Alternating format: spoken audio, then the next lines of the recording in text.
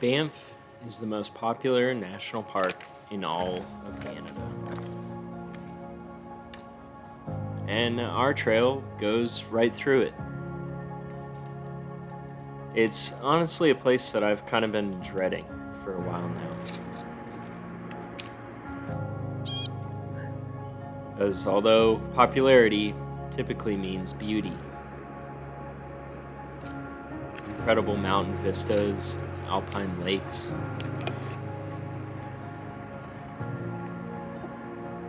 trails you can only really dream of.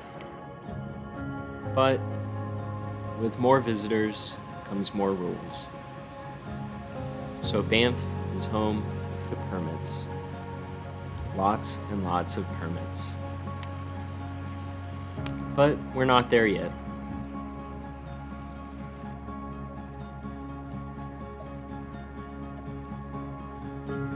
Right now, we're leaving Peter Lougheed Provincial Park, heading north on the 1,200 kilometer Great Divide Trail.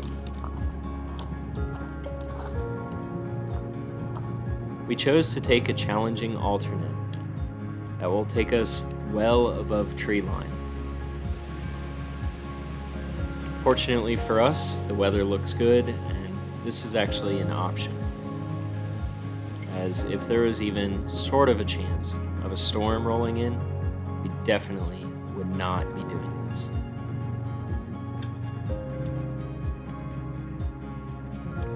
This is the Northover Ridge alternate, an extremely challenging ridge line that we must traverse.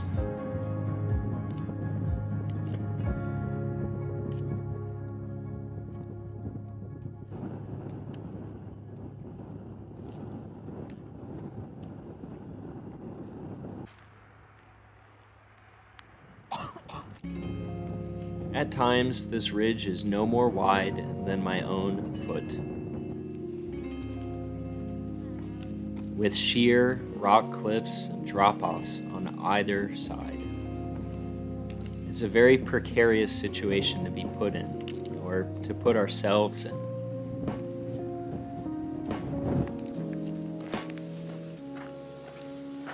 Certainly a place you would not want to fall from.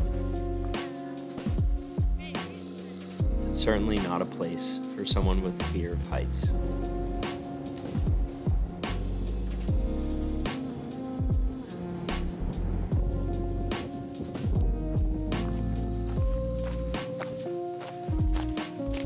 The rock is loose, and we have to be extremely careful with our footing. A strong gust of wind is not something I normally worry about on a hiking trail, but up here on this tiny little ridge, it's definitely a concern. It is for sure the most careful we will be on this entire hike. Descending off the ridge is not too much better. If you've ever tried to go down a slope covered in snow, think of that, but instead of snow, it's all just little rocks that all want to roll beneath your feet. Hello. Though the weather wasn't too bad for us, we did have a lot of smoke coming through this area. Wildfires off to the west were burning strong throughout British Columbia, obstructing our view and making for some less than stellar breathing. Without any cell service to be found anywhere around here, there were many times where we questioned how close these wildfires really were, and if maybe we should be concerned and leave trail.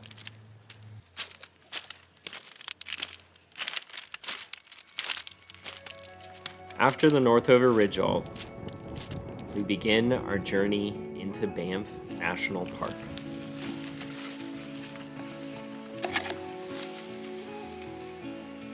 Although we start this hike in middle of July, we had to get our permits for Banff, Kootenay, Yoho, Jasper, all these national parks way back in March. As of now, the permit process to be able to hike this trail is probably the worst part of this trail. requiring hikers to stay at designated campsites every single night that they're going to be in one of these national parks. Taking this free-flowing journey that is a thru hike and turning it into a highly regulated process where every day you have to know where you're going to camp. If anyone were to ever ask me why I do so many of these trips, what do I like about these long-distance adventures? Hiking up in the mountains alone or with a partner? What do I like about just being outdoors, regardless of the weather? And the easy answer to that is always the freedom. It feels like I can do anything. I can camp where I want. I can walk as far as I want. I can swim in a lake. I can eat 20,000 calories. It does not matter. The only thing that matters out on these trips is continuing moving forward. And unfortunately, on this trail, the permits kind of take away from that a bit. It is something that I hope changes into the future. But for now, it's not as bad as I was really expecting. And honestly, the beauty of these parks, the beauty of these mountains, the rock walls, the glaciers, the rivers and the alpine lakes, the flowers, the moose, the grizzly, it is most certainly worth going through that process. I need to grab.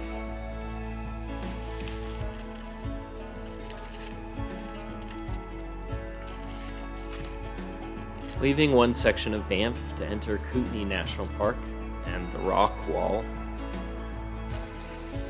we pass by the most epic of all campsites at Flow Lake, a place we were not able to get a camping permit for, unfortunately.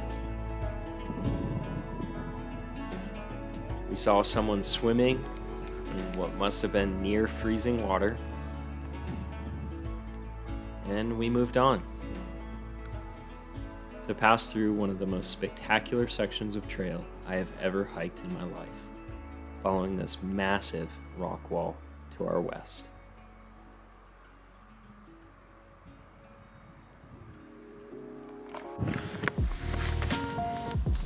Temperatures are brisk, and for days we dodged freezing rain, storms that would come and go, systems of clouds that would move across the sky. I'm happy to have a robust rain jacket for once in my life.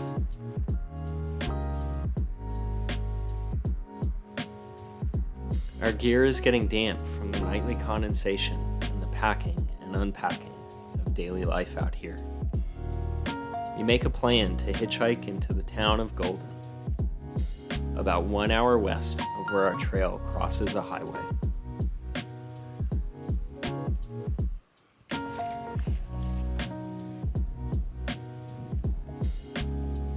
Stuff ourselves with food and buy provisions needed for the next section ahead.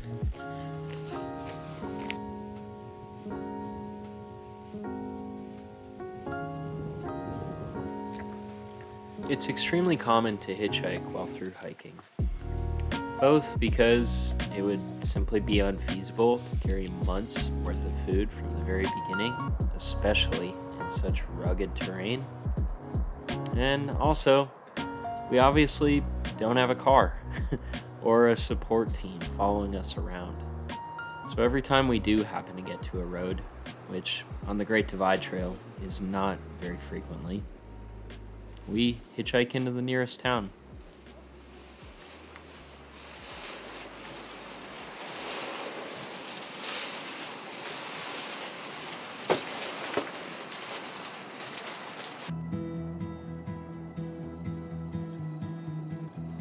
The town of Golden turned out to be a really wonderful little rest, preparing us for the next section to come.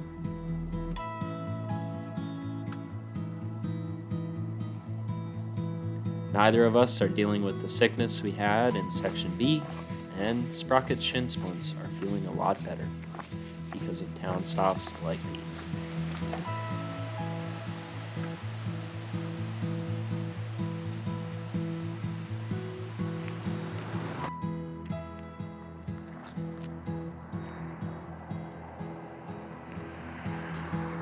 In Section D, we choose to take another alternate up and over Kootenay Pass through Yoho National Park. From what we understand, locals call this the Ice Line Trail.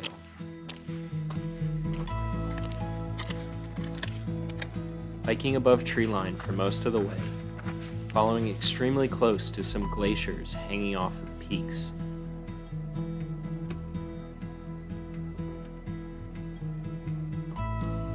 These are always my favorite sections of trails. As much as I love walking through a green, dense forest, I love even more when I can see all of my surroundings. 360-degree views of everything around me. The mountains, the waterfalls, the glaciers, the rugged peaks. There's nothing else quite like being above treeline.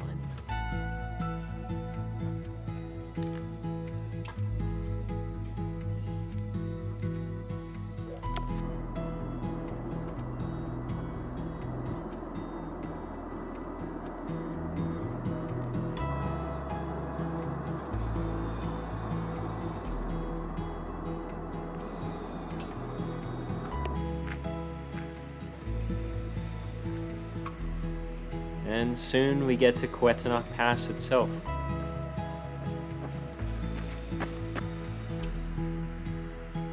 For the most part through this area, we've been walking on really nice national park trails.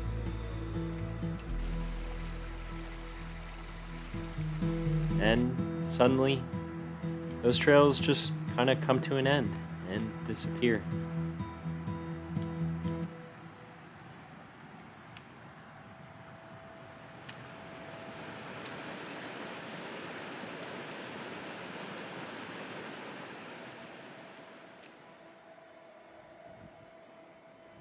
Right at the park border, the trail that we've been hiking just sort of peters away and disappears into nothing. Into nothing.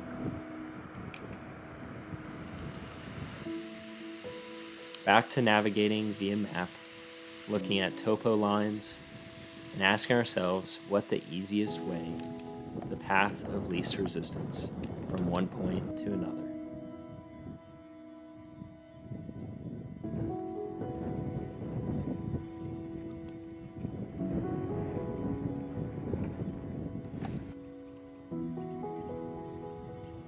Descending down loose rock, scree fields and talus, down into river valleys, and back up again the other side. There's a small trail here that kind of comes out of nowhere that we've heard is actually an old grizzly bear trail. It's much, much nicer than one would expect, but I guess that's what you would get when it comes to a bear of such a large size. Fortunately, we did not see any bears currently using it,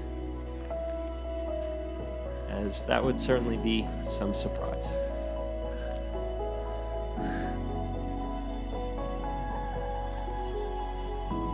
Reaching the top of this random little unnamed pass was a bottle of vodka and one of the best views that we've seen so far, looking far off into western British Columbia, and down at a river we will soon be following ourselves. This trail really asks everything of you. Every skill a backpacker should ever know is present out on this hike. Navigating with map, loose and careful footing up steep trails.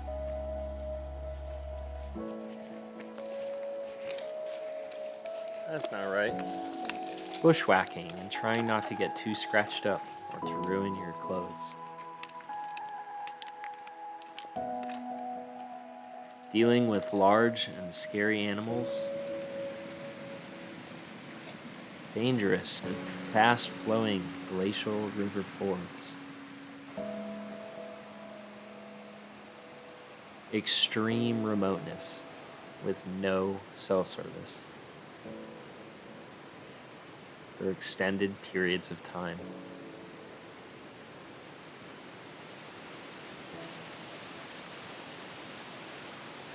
bad and unpredictable weather, potential for wildfires. The list really goes on, as depending on when you start or when you finish, you could even be dealing with a lot of snow. Both that is falling on you or snow that you have to traverse and cross in these steep mountain ridges. And this isn't even to mention all those permits we talked about before.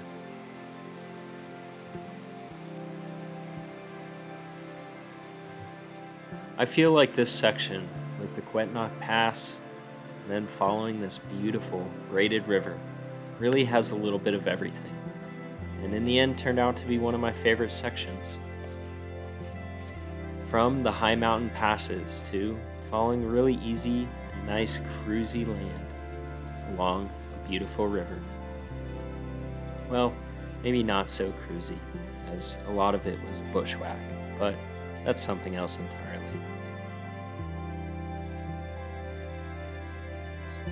We camped along the river in one of the most beautiful of camp spots, with just another day to go until we get to our next resupply point.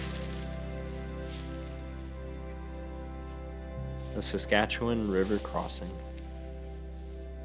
A relatively small hotel with a couple little restaurants and a tiny, tiny convenience store that allows you to send packages there.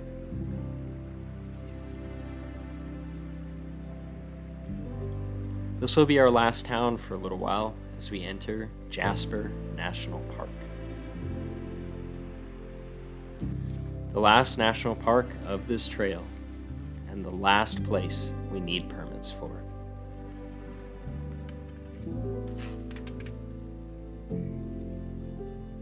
Both Banff, Kootenay, and Yoho have all been incredible, and it has absolutely been worth the hassle.